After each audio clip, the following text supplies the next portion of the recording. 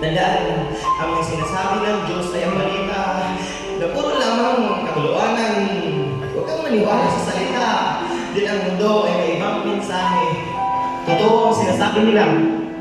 Hindi ka niya mahal. Maniwala ka sa mundo. Huwag mo kayang magulat ka sa kasinungalingan, kaibigan.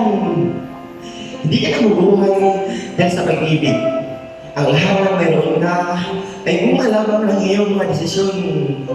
Hindi totoo ang tagumpay mo ay dahil sa sakripisyo niya, dahil sa mga sugat niya, dahil sa mga paghihirap niya. Tapos na, mas magpang. Huwag na nating lukuhin ang mga sarili natin. Ito mga pinaglalaban ko dati, pero biglang balikan ang lahat. Nang maintindihan ko ito,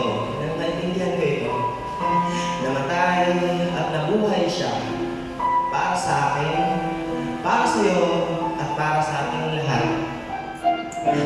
Para sa akin, namatay at nabuhay siya. Nang maintindihan ko ito, biglang bumaliktad ang lahat. Ito ang mga pinaglalaban ko dati, pero huwag na natin lukuhin mga sarili natin.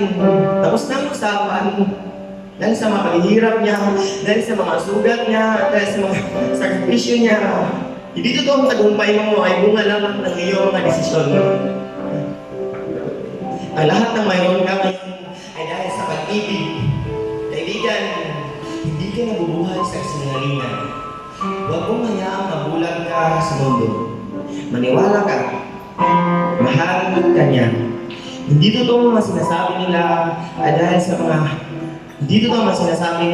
sa mundo ay may ibang mensahe. Huwag kang maniwala sa salita na puro lamang kabuluanan. Tandaan, ang mga sinasabi ng Diyos ay ang balita na mas dapat pakinggan.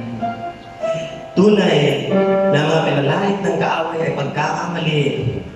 Ikaw ang isa sa pinakamatinding plano para sa mundo dahil alam natin na ang Diyos ay may puso.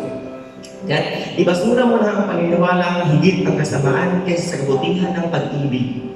Dahil kasinungalingan lamang yun. Huwag mong hayaang manaig ang delikadong pagdududa sa puso mong may pag-asa. Kapatid, nagkakamali ka kung iisip mo, huli na ang lahat. Dahil sa totoo lang, di mo na kailangan pang lumaban. Tapos na.